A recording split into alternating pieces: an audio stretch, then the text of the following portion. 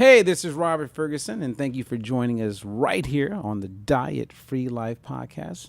And as always, I am excited and delighted to spend time with you. And I want to first, the person I'm going to spend a lot of time with is is my co-host and friend, Andrea Arlington. How you doing, Andrea? I'm doing great, Robert. Thank you so much for having me. Well, it's good to have you here, and I'm very excited about all the things that we're going to talk about today. Nice. Because we're going to talk about how people can actually eat foods that they like or foods that they want to eat in a way where they can lose weight, feel great, have this amazing energy. But before we go there, I wanted to kind of introduce my audience to who you are, right? So I know you have a background in holistic health. You're the CEO of fill in the blanks. Families United for Recovery. So tell us about it. Well, what I do is I work with families to help them become their loved ones who are addicted to substances of some sort or behaviors, become their loved one's best chance for choosing to go into recovery or sustain the treatment that they've already received and sustain recovery. See, I mean, that's impressive because you don't hear people talking about it from that angle. Most of the time you hear people talking about how we're going to help the addict and not so much the family. Yeah. Well, that's unfortunate because the family really is their loved one's best chance for recovery. It really is a family disease, and we have so much ability to impact either they're continuing to use, which I was completely guilty of as I was not only the wife of, but the mother of and the sister of people who suffered from substance use disorder and other addictions. And I didn't understand that I was contributing to their addiction. And now I understand that I can help other people to avoid what I was doing. Well, the parallel, as you're saying that, I'm thinking of someone who wants to lose weight, right? Mm-hmm. So everyone in the family, let's say, wants to lose weight. You got a 14-year-old teenager, right, who wants to lose weight. You got the mom who wants to lose weight. But the father, he's like, hey, do as I say and not as I do, because he comes home eating the stuff that really tempts them to want to relapse, in a sense, and no one makes any progress. So you were that guy. You could say that. That's right. Right? Yeah. So if everyone else is battling with addiction and you're like, hey, I can have a little drink here and there in front of you guys. Or I can shame you about your eating, and I can judge you, and I can criticize you, and I can get angry and frustrated by the fact that you're not making any progress because it's affecting me. Right. Oh, that's powerful. Yeah, sure is. I mean, it 100% ties in to the challenge that people have when it comes to like wanting to lose weight, when their spouse and the family members are 100% against it. And as Dr. Phil would say, they are fighting for their right to be right. Yeah, absolutely. Absolutely. And we as family members really could use different language patterns to communicate with our loved ones, and we could make them feel right, even if we think that they could make better choices. But what we end up doing is we make them feel wrong. And when somebody feels wrong, they reach for their strategy to make them feel better. And it could be food, or it could be substances or sex or shopping or. Right. It's like one addiction leads to another addiction. So would you agree that there's always a gateway to going backward? You know what I mean? Like if you're making progress, I see it with fitness, I see it with weight loss, I see it all the time. You're making progress, and as soon as one thing goes wrong or causes you emotionally to be disturbed, those people seem to use that as a trigger to go back to their old ways. Well, it does trigger them to want to self-medicate, in a sense. So, yeah, they're going to choose to reach out for whatever makes them feel better. And what's great about what I do is I teach parents and family members how to make their loved ones feel better, even if they're still using, because we can talk and communicate what we're concerned about with an absolutely beautiful tone of voice and loving eyes and body language. But instead, because we don't understand what our loved ones really are dealing with, and I imagine the same is true for dieting, the neural pathways of the brain get hijacked by our behaviors and our substances, including foods. We crave certain foods, just like we crave certain substances or behaviors that produce dopamine in our brains. And so we can become the dopamine source for our loved ones by being loving and kind. And if somebody's trying to lose weight, the best thing we can do is be a calm source of reinforcing dialogue and loving presence, and be a part of the team for recovery or weight loss, however you want to, whatever it is you're dealing with. And that's what I teach my families to do, is how to use language to become emotionally, intimately connected. Because what happens is we get angry and we get judgmental and we start criticizing and we start building these walls that are very difficult to bring down. In order to have a conversation about recovery, we've got to have connection, because that's our greatest tool, is the quality of our connection. For me, easier said than done, right? Because here you are, you have someone who is in the midst of addiction, and they go to a loved one. And I hear what you're saying, meet them with love and grace. But you also share with me the other day when we were talking that you want to maintain integrity of how you're going to be able to help them, right? So it's like, it's not always giving them what they want so that you're nurturing the addiction. No. It's standing your ground, but do it with love and grace, right? Yeah, so here's an example. So your loved one drives home late at night and you hear the garage door open and you hear a big crash. And you can either rush out there with your adrenaline running and you're feeling very heated and say, look what you've done. When is this going to stop? When are you going to get your life together? When are you going to stop breaking the bank and give a crap about somebody else beside yourself? Or you could wait until they're not under the influence and be just grateful that they're home. And the next morning you can say very calmly, honey, I'm so glad that you're home and safe and sound. And I noticed last night a big crash after the garage door opened. And I went out there this morning and saw that there's a big dent in the front corner of my car. And I'm wondering, what you have to say about that. What's your take on that? Does that feel good to you? Or, just to start the opening. Well, you probably wouldn't say, because that would be a little sarcastic. What? Right? You wouldn't say, does that feel good to you that you wrecked my car? Well, no, and I'm just on the spur of the moment. And I hear you, but yeah. I got your point. Right. Because I see, telling you, there are major parallels between everything you guys do in the world of recovery and this growing epidemic of people gaining weight, and they don't want to gain it. The relationship between weight gain and poor health. It's evident. And when people ask me, because I'm gonna share with you a question that I get asked, I'm gonna share with you my answer, and then I want to see how it ties into the world of recovery. Okay. So when I'm asked a question, Robert, how why is it that we keep gaining weight, Robert? How do we solve this? How do we reverse childhood obesity? How do we get people healthier? And I always share that the number one problem that we have on why we're having a tough time improving everyone's health is that the uninformed are often led or influenced by the misinformed. That's for sure. And that's the reason why I'm big on, we're probably not going to see any major improvements with waistline for another 60, maybe 80 years. Wow. Or it's going to be even worse, which is predicted by 2030 or 2050. Like, major organizations claim this, that every African-American woman will be obese.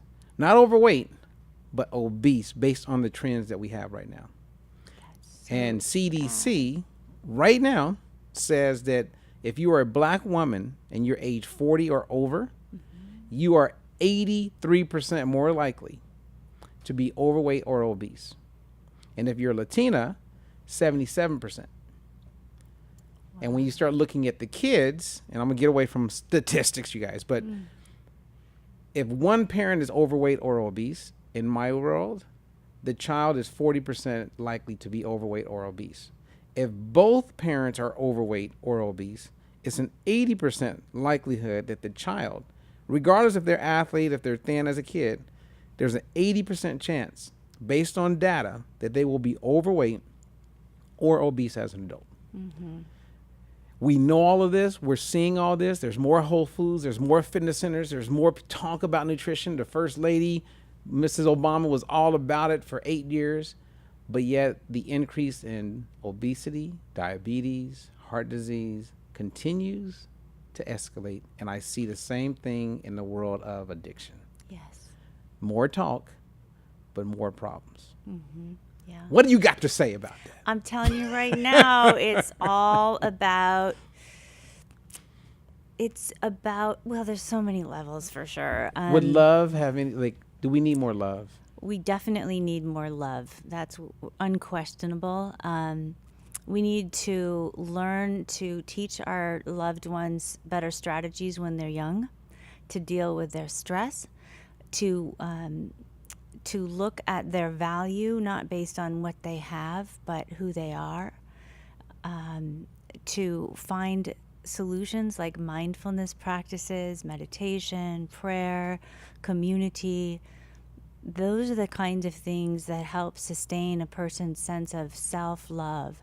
And when we're seeing so much of this drug and alcohol, substance use disorders, along with overeating, so often these are strategies that our kids and our loved ones are using to self-medicate. And if you understand the brain and you understand how the dopamine works in the brain and the pathways are formed as we're growing up that teach us this works, that sugar works, that makes me feel better, that alcohol works, whatever it is, instead of meditation or prayer or community interaction and learning how to slow down in a world that is so uptight and so stressful for all of us as adults. I remember. But isn't that the challenge, though? I mean, isn't that a big part of the challenge? Is we're not meeting people where they are. We're not addressing the situation, which I believe you do in your practice, right? I really feel that what you do in helping families makes total sense, because that's meeting people where they are. You're not working with the addict. You got people like Greg at SOBA and others who are running with that horse. You're saying, hey, let the parents, the brother, the sister, the husband, the fiance, have them come to me, and we're going to work with them, and then we're going to bridge that gap. Exactly. Right? So that's meeting people right where they are. That's exactly right. It has to start with the families for sure. I believe that. You can force somebody to go into dieting or nutrition because the doctor says it's the worst they've ever seen them. Their health is going down the drain. You can push them into some sort of diet, but the fact is that they're not going to sustain it. I'm sure you've seen that over and over again. I had when I was growing up as a kid, I'll never forget, I was 11 or 12 years old, and my mom's husband's father had a heart attack. And I remember hearing about it, so I went with my mom, because I was a mama's boy. And we went to the hospital. He was still in the ER area, but he was alert. And we go in there, and his wife brought him a big old giant container of pig feet, beef jerky, ham, collard greens, all kind of biscuits, cornbread. This is right after the heart attack. Right. And I remember as a kid going, something is not, this is what, I didn't understand, but I knew that eating like that wasn't the right thing to be doing. Right. Well, but then again, if you look at what the hospital provides, it's not always the best thing. So there's all these contradictions. And do you see the same thing in your line of work? Absolutely. Right, because you have a idea and you have hypothesis on what you believe works in recovery. But I would be willing to bet that there's a lot of people in the recovery world that would say what you're talking about doesn't work. And Well, you're right about that. okay, because it's outside of the conventional lane. Exactly. Yeah. There's a lot of family treatment programs that are ancient. They're based on, oh yeah, just let them hit bottom. Just detach. And with what we're dealing with today, with the kinds of drugs we're dealing with, that's potentially a death sentence. I consider it negligent. I'm absolutely frightened beyond belief when I walk into some of those rooms and I hear sponsors telling new parents and family members, just detach, they'll figure it out, let them figure it out. Right. And they're dying. They're dying. Oh, I mean, in the last year and a half, people I've met through SOBA, many of them are no longer here. And some I met and became good friends with, who like 100% had recovered. I mean, I spent quality time with this person, and then something happens. I mean, I still don't understand it. I do believe that voice is in their ear all the time, calling them back. And when you have that one triggering event, that's all that needs to take place, and then they just relapse. Because is part of that relapse them using, even if it's half of what they used to, now they don't have the tolerance, Exactly. that it causes the overdose. Yeah, Mondays are the most frequent day of the week for overdoses to happen because people get arrested Friday night, they're in jail all weekend, they get out, they use the same amount on Monday, and they overdose. Jeez. Yeah. Okay, well, let's transition into my world of DietFreeLife. All right, very good. Right, because there's parallels there. And whenever it makes sense to you to even draw an analogy or use a metaphor from your world, I think it will help people who tune in. Because this show really is about like a diet-free life. So let me share with you what a diet-free life means to me. Awesome. A diet-free life to me means that food can still be the celebration of life. That's what it means to me. Okay. And the opposite of that are people walking around saying, I can't eat that. I have to eat this. That's bad for you. I can never eat that again. Like they live in this world of deprivation and restriction around food. And it's almost like going into prison, right? So you go into prison and you're in there for a long time and then you get out. The data teaches us about the prisoner who's been in for a while. He does best when he continues to stay in prison, even when he's free. Because as soon as he decides to start going out again, spending time with friends, he ends up going back to his old ways, and then he's back in prison. So imagine being on a diet, being in a diet mentality, like a prison mentality. Yeah. And you're stuck. That is a diet. The opposite of that is freedom. I want freedom. So I can eat whatever foods I want to eat and still lose weight and not gain it and to be healthy. Tell me more. I want to know about that. Because so when I first say that, people get offended, some people, especially those who are like let's say college educated. The college educated people and above, especially Ivy Leaguers, I've had them tell me that, Robert, I'm offended when you say you can eat a Big Mac and lose weight. Robert, I'm offended when you say you can eat a Twinkie and lose weight. I'm offended that you make it so simple, because if it was that simple, I would know about it. I've had physicians tell me that. And because it's something new to them, they don't want to really hear it. Well, let's just talk about what kind of nutritional education is included in a physician's university studies. They get less than a week. Yes, less than 12 hours, most of them. Okay. And the nutrition portion of their classes are often sponsored by or materials provided by some of these food manufacturers as well. So I don't know that they're even getting a real education Oh, they're on not. nutrition. So remember what I Right. said earlier? I said the uninformed are led by the misinformed.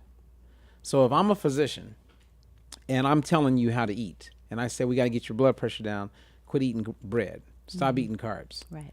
then you're a physician. My mom grew up in a world where when the physician says to go left, you don't question that. Right. You go left. You don't question where the information's coming from. Well, that's the reason I left home when I was 14, because I was definitely not going to follow the directions. But you know what I mean? It's one of those things where who do you believe? So Edna, and I'm going to share this with you because you have a great background in holistic health and you've lived it out and you've modeled, you've traveled the world. I mean, so there's a whole bunch of people don't know about you yet Right. that you have, and I'm okay with major pushback, right? But when Aetna Insurance started to work with me, they gave me access in the state of Missouri to 1,000 families on Medicaid. And the goal was to demonstrate the effectiveness of the diet-free life way of eating. That's exciting. So we started. After we were done, we had 85% retention. That's outstanding. Yes. That's outstanding. And these are with people who don't always have normalcy in their lives, right? So one day they wake up, everything is great. The next day they can't find their neighbor. The 2 days later, someone's car, they found 2 kids and it's, overdose. So it's like for them to see a program through for any length of time, and our program originally was 8 weeks, and then a follow-up with the 12-week benchmark, to have 85% of the people who opted in see it through is staggering. That's phenomenal, Robert. Congratulations. Thank you. So now let's talk about the results, because I have people eating McDonald's. I have people eating organic. I have people eating Whole Foods. We have people eating Subway. People eating at the liquor store down the street, because that's the nearest like little mini mart where they can go and buy an apple or buy some peanuts or an energy bar. In the end, all the participants lost weight. All the participants improved health. All the participants improved their body composition. So body fat percentage went down. BMI improved across the board. And imagine if you're that physician or that group of registered dietitians and I walk into the room and I say that our success was the result of education. We upgraded their nutrition intelligence, showed them how to eat what they wanted to eat, because that's what they're going to eat in private anyway. Not that I'm saying everyone should stop organic and eat fast food.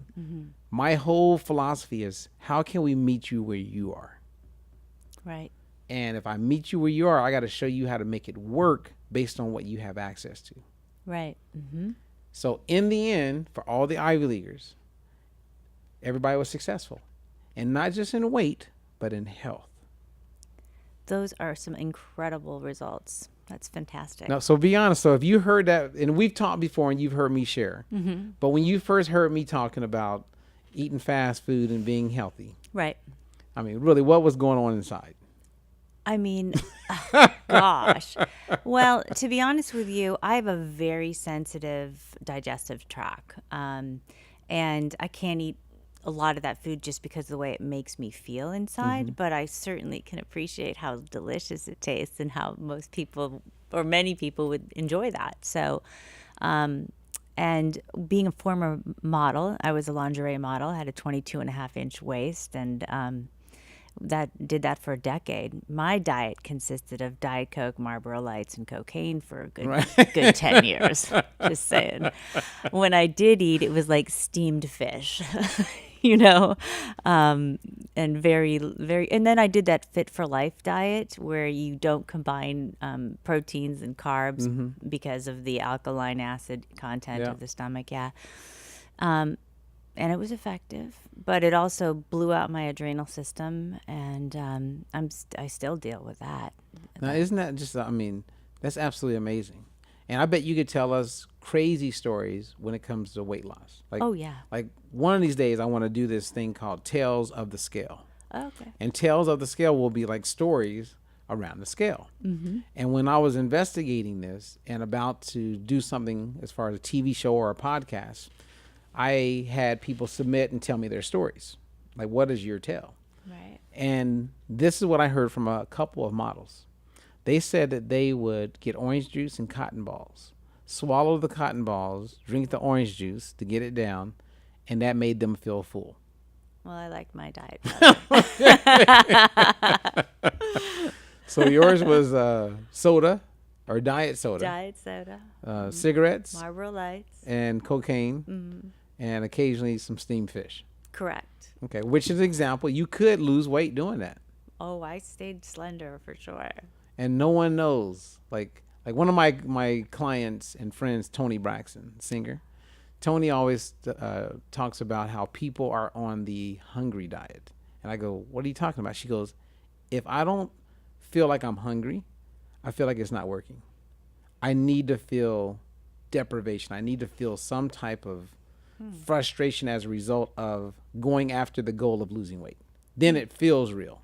Interesting. Like, I mean, that was the case for you, right? Because if I came to you and said, oh, no, you can have a fillet of fish, you can eat like some potatoes and rice, and you're not going to be heavier, you wouldn't have believed that. No, definitely not. So I would have sound absolutely like that guy's off his rockers. Absolutely, yeah. Would it be true that if I'm off my rockers and I said that, it's because you were misinformed? Absolutely, for sure. Now that I've had a chance to get to know what you do and understand a little bit about it, I'd sure like to know more about it because, I've got a little bit of a tummy I'd like to take care of. Well, I mean, so along the way, I'm going to share with you things as we spend time. And when you get like ideas, because even in recovery, there's a concern with weight gain, right? Absolutely. I would say 20% of the women I've met going through recovery, and I've met a lot of them, are dealing with some type of misunderstanding about nutrition, body shaming, Totally. a lot of that going on. And in their mind, I got to smoke cigarettes or I'm definitely going to gain weight. For sure. I got to do meth or I'm definitely going to gain weight. Yeah. I had a heroin addict after 11 months of sobriety say to herself, I'm just too heavy and there's nothing else that works, so I'm going to do cocaine like my sister. Her sister does cocaine. And she relapsed, and thankfully we were able to go in there and have some loving conversation and offer some other solutions to weight loss that did not involve cocaine. And but for some of us, we reach for what we are informed works, and we are uninformed about what could work and that's healthier. And think of all the people who are in recovery, who are concerned about their waistline, who are getting on another diet. So now, how long is that diet going to last? You know what I mean? Like, how long can you deprive and feel restricted? Well, especially when you're dealing with no more substance abuse and restricting your diet to lose weight, it's brutal. It's brutal. I can't even imagine having to cope with both of those issues at the same time. And people don't even think about it. Yeah. It's like we spend most of our time, like let's say if you and I really grow our friendship, right? Right. We're going to eat together. Yeah. We're going to travel. We're going to eat again. You want a snack? I got some peanuts, got some almonds. There could be a glass of wine. We're going to be around food all the time. Right. So if I don't learn how to optimize my food and still have joy and happiness with my food, what kind of life is that? Well, I'll just be honest with you right now, because I've been known to say I don't eat for flavor and pleasure. I eat for nutritional value. And I like that. But I'm going to bring some joy back to your life. I'm happy to hear that, actually, Robert. I mean, some joy. And when you're eating foods that people said you can't eat. Yeah. I mean, like I'm going to share with you in our next show. Right. How I had type 2 diabetics only eat fast food for a week, and they improved their blood sugar. Wow. They all lost weight, and we took a clinical approach to it. I've got the chills. That's so cool. I mean, I want to know more about that, not because I'm going to start eating fast food, but because I'm fascinated that actually works and that people can enjoy that kind of food if they're suffering from diabetes. That's outstanding. That's awesome. It's all happening. It's all happening right here Very good. with Diet Free Life. So as we've spent our quality time together, I'm Robert Ferguson, loving you the most as your coach, joined by the amazing Andrea Arlington. Information for you to contact Andrea has been provided, so make sure you go to her website and learn more about the work she's doing. And then make sure you subscribe here on YouTube if you're watching this on YouTube, and click on that little bell so that you get reminded when the next show is live. So until next time, share the good news over to Diet Blues. Awesome. Thanks for having me. Always.